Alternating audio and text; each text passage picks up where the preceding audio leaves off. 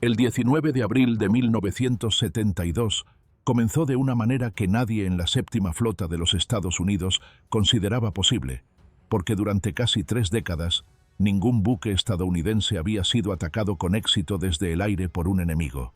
Sin embargo, en lo profundo de la jungla del norte de Vietnam, 2 pilotos especialmente entrenados se ajustaban los arneses dentro de viejos cazas MiG-17, conscientes de que aquella misión no se parecía a nada que se hubiera intentado antes. Bajo cada ala colgaban 2 bombas de 250 kilogramos, un peso excesivo para aviones diseñados en otra época, pero era todo lo que tenían para desafiar a la fuerza naval más poderosa del planeta. Desde una pista secreta, oculta entre vegetación espesa y lejos de los ojos de la inteligencia estadounidense, los motores rugieron y los aparatos se lanzaron hacia el cielo húmedo del trópico.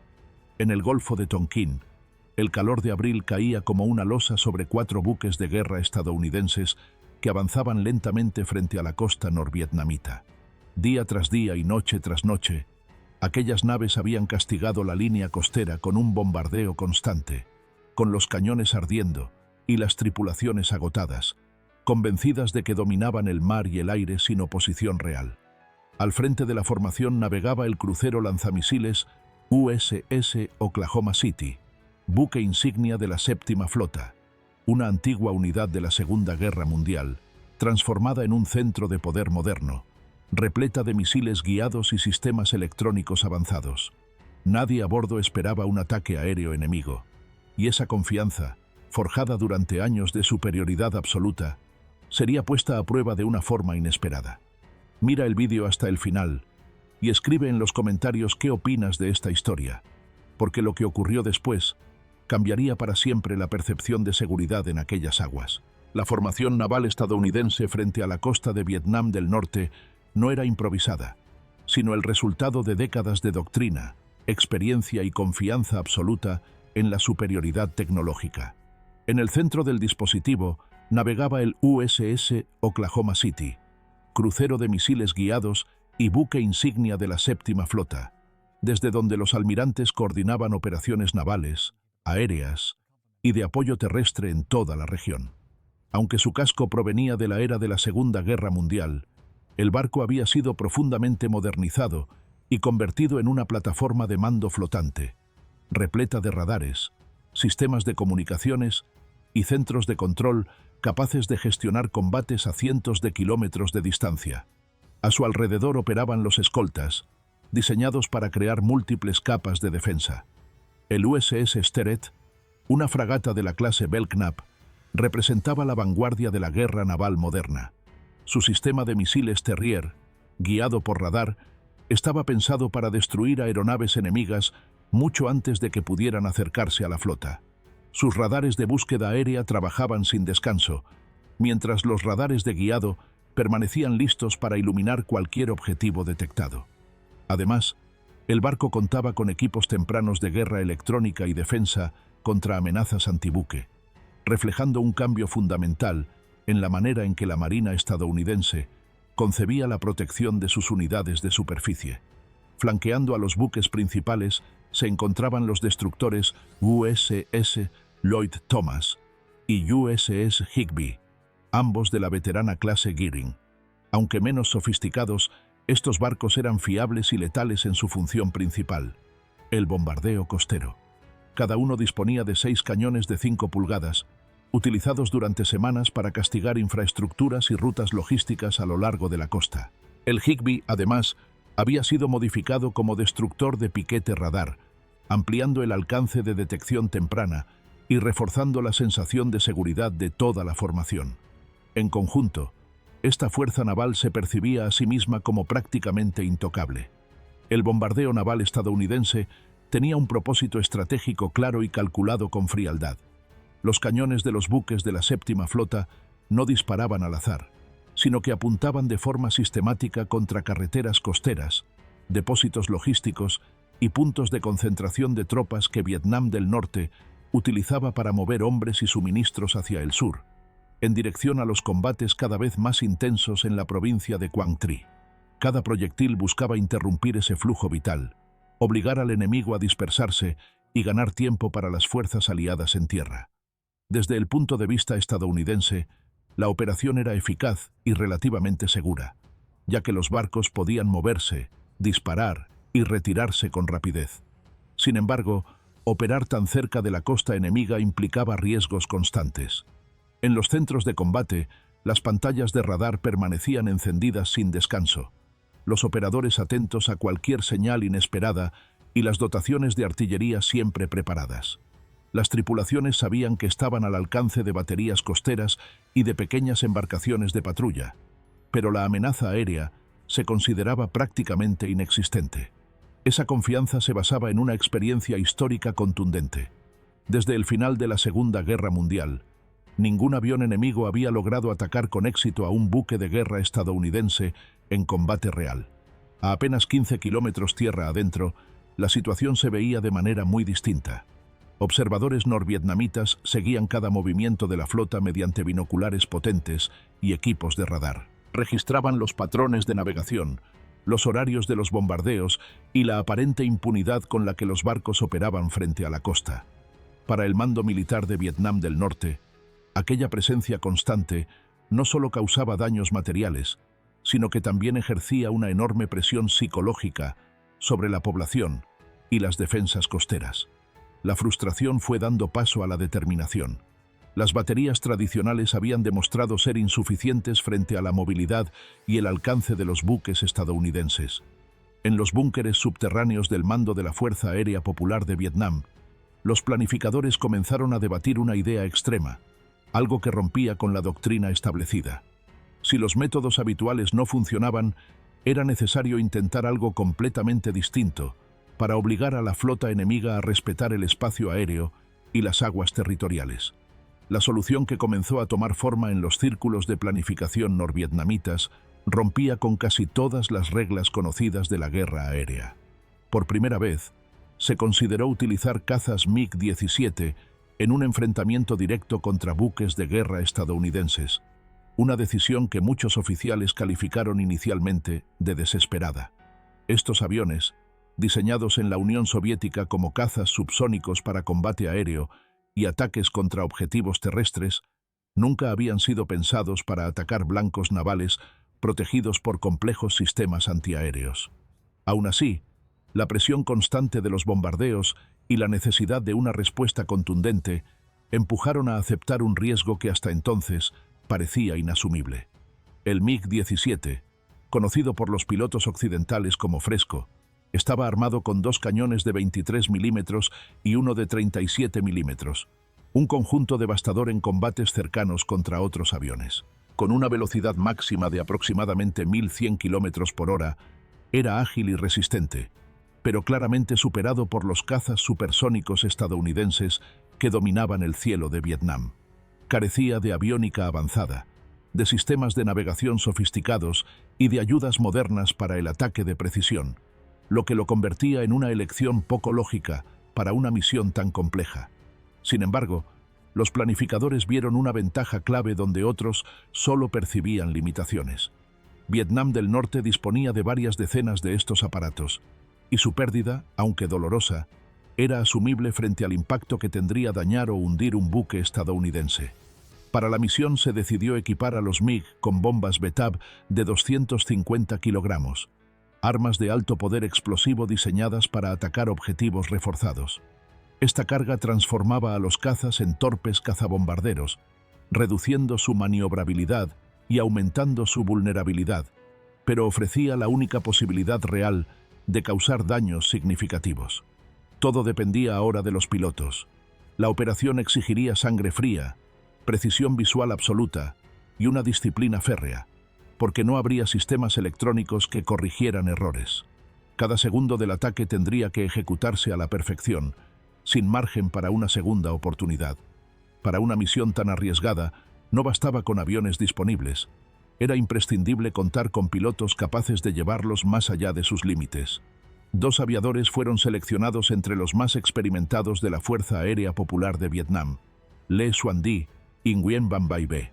Ambos habían sobrevivido a intensos combates aéreos sobre el norte del país, enfrentándose a una superioridad tecnológica abrumadora, y viendo caer a muchos de sus compañeros. Esa experiencia, forjada bajo presión extrema, fue decisiva para confiarles una operación sin precedentes, en la que el error significaba una muerte casi segura. El trabajo comenzó mucho antes del día del ataque. Desde el año 1971, los planificadores iniciaron meses de preparación silenciosa, pruebas y ajustes minuciosos. Los pilotos recibieron un entrenamiento completamente nuevo, enfocado en misiones de ataque marítimo, algo que no formaba parte del manual norvietnamita. Volar sobre mar abierto suponía un desafío psicológico y técnico enorme, ya que desaparecían todas las referencias visuales habituales del terreno, sustituidas por una superficie uniforme y desorientadora que podía provocar errores fatales. Se entrenaron de manera constante en navegación a baja altura sobre el agua, aprendiendo a identificar siluetas de buques a gran distancia y a distinguir tipos de barcos por su perfil. Estudiaron formaciones navales estadounidenses, posiciones relativas de escoltas y buques principales, y los patrones de movimiento que repetían día tras día durante los bombardeos.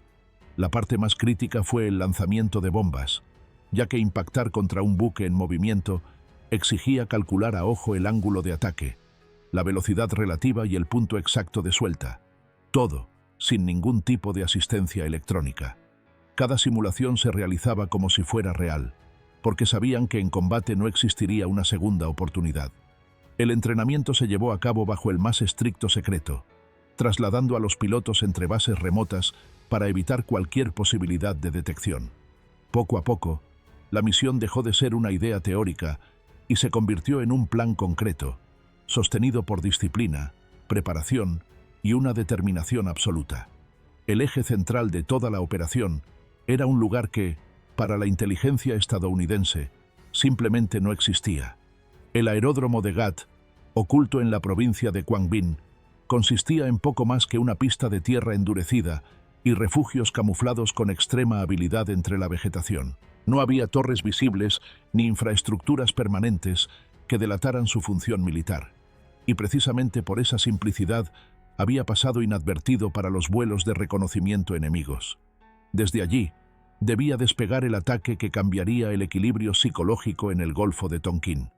Para apoyar la misión, el Mando de Defensa Aérea y Fuerza Aérea organizó una red de inteligencia compleja y coordinada. El Regimiento Aéreo 923 asumió el control operativo, mientras puestos avanzados y observadores costeros seguían cada movimiento de los buques estadounidenses. El elemento clave era la estación de radar antimarina 403, situada en la desembocadura del río Nyatle, equipada con sistemas soviéticos capaces de detectar barcos más allá del alcance visual. Gracias a esos datos, los planificadores podían reconstruir con precisión las posiciones, distancias y patrones de navegación de la flota enemiga. El 18 de abril, los dos MiG-17 iniciaron su desplazamiento encubierto. Despegaron de la base de Kep, pasaron por Gia Lam y Binh, y finalmente llegaron a Ghat, siguiendo una ruta calculada para evitar los horarios habituales de reconocimiento estadounidense. Todo se ejecutó con la precisión de una operación especial. Una vez en tierra, los pilotos esperaron durante horas, escuchando comunicaciones, observando informes de radar y confirmando que los buques mantenían sus rutinas habituales de bombardeo. En la tarde del 19 de abril, la información fue clara. 4 barcos enemigos se encontraban a unos 15 kilómetros de Dong Li Hua, mientras otros operaban algo más al sur. Lo más importante era que 2 unidades se habían acercado peligrosamente a Dong Hoi, con sus cañones disparando sin pausa. Para el mando norvietnamita, aquella proximidad inusual significaba una sola cosa: la oportunidad largamente esperada había llegado. En la tarde del 19 de abril, el aeródromo primitivo de Ghat cobró vida de forma repentina. A las 4:05 de la tarde, Le Xuan Di y Nguyen Van Bai Be aceleraron por la pista de tierra, cada uno con 2 bombas Betab de 250 kilogramos colgando bajo las alas. Los MiG-17 nunca habían sido diseñados para despegar con semejante carga, y los motores trabajaron al límite mientras cada metro de pista se volvía crucial. Durante unos segundos interminables, los aviones parecieron resistirse al aire húmedo, hasta que finalmente se elevaron, pesados y vulnerables, rumbo al Golfo de Tonkin. El vuelo inicial fue tenso y silencioso. Frente a ellos no había referencias claras, solo un cielo uniforme y un mar cambiante que dificultaban la orientación. Cualquier fallo mecánico o error de navegación significaría una caída directa al agua, sin posibilidad de rescate. Para reducir el riesgo de detección, los pilotos descendieron a muy baja altura, utilizando el relieve costero como máscara frente a los radares estadounidenses. Aquella táctica, simple pero arriesgada, era su única ventaja frente a sistemas diseñados para detectar bombarderos a gran altitud. A unos 15 kilómetros mar adentro, la tripulación del USS Sterett mantenía la vigilancia habitual. Su radar de búsqueda aérea barría el cielo sin descanso, apoyado por la confianza en una tecnología que, en teoría, ofrecía detección temprana y capacidad de respuesta inmediata. Durante años, estos sistemas habían reforzado la creencia de que ningún avión enemigo podría acercarse sin ser destruido con antelación suficiente. Sin embargo, los planificadores norvietnamitas habían estudiado cuidadosamente esas capacidades. El perfil de vuelo bajo de los MiG reducía el tiempo de reacción y mezclaba los ecos con el ruido del litoral. Paradójicamente, la antigüedad de los aviones jugaba a su favor, ya que los misiles Terrier estaban optimizados para amenazas más rápidas y altas. Poco antes de las 5 de la tarde, esa ilusión de control comenzó a resquebrajarse. En las pantallas del Sterett aparecieron contactos pequeños y rápidos, emergiendo del desorden del terreno costero, y la calma dio paso a una tensión inmediata. Cuando las señales se confirmaron en las pantallas, la flota estadounidense entró en estado de máxima alerta. Las alarmas de combate resonaron por los compartimentos y cientos de marineros corrieron a sus puestos mientras cañones y sistemas de misiles se orientaban hacia el sector de amenaza. En medio de ese despliegue defensivo, Le Xuan-Di fijó su objetivo en el USS Higbee, el destructor de piquete radar cuya misión era proporcionar alerta temprana al resto de la formación. Aunque sus sensores habían detectado a los atacantes, su armamento defensivo se basaba principalmente en artillería convencional y armas antiaéreas ligeras, adecuadas para amenazas de otra época. Di describiría más tarde cómo divisó las siluetas de los barcos a una distancia aproximada de 10 a 12 kilómetros, destacándose oscuras contra el mar claro, lo bastante definidas como para permitir la identificación visual. En su primera pasada de ataque, descendió con rapidez, atravesando una cortina de fuego antiaéreo. Los cañones de 5 pulgadas del Higbee, guiados por radar, llenaron el cielo de explosiones de espoleta de proximidad, mientras las trazadoras de ametralladoras obligaban al MiG a maniobrar de forma violenta para evitar el impacto. Las bombas no alcanzaron el blanco y el avión se alejó bajo un fuego intenso, con daños visibles pero aún controlables. Sin rendirse, Di volvió a intentarlo. En la segunda aproximación, la presión del fuego defensivo volvió a desestabilizar su puntería y las bombas cayeron al mar sin causar daños. A pesar de ello, la determinación del piloto no flaqueó. En la tercera pasada, ignorando el riesgo extremo, se lanzó de nuevo contra el destructor. Ajustó el ángulo, corrigió el punto de mira y liberó las 2 bombas Betab con una precisión decisiva. La explosión fue devastadora. Una de las bombas impactó en la zona de la torre de popa de 5 pulgadas del Higbee, generando una deflagración masiva visible desde todos los buques del grupo. Fragmentos de acero volaron por la cubierta. Se produjeron explosiones secundarias y el barco sufrió daños que afectaron su capacidad de maniobra. 4 marineros resultaron heridos, y solo una evacuación previa del equipo del cañón evitó un número mucho mayor de víctimas. Mientras se alejaba, Di pudo ver claramente el resultado de su ataque, una confirmación tangible de que la misión había logrado su primer objetivo. Mientras Le Xuan-Di completaba su ataque, Nguyen Van Bai Be divisó 2 barcos enemigos más y fijó su objetivo en el USS Oklahoma City, el buque insignia de la flota. Repleto de lanzadores de misiles y protegido por varias capas de escoltas, el crucero parecía un blanco imposible para un MiG-17 anticuado. Sin embargo, B avanzó decidido, descendiendo a baja altura y manteniendo la vista fija en su objetivo.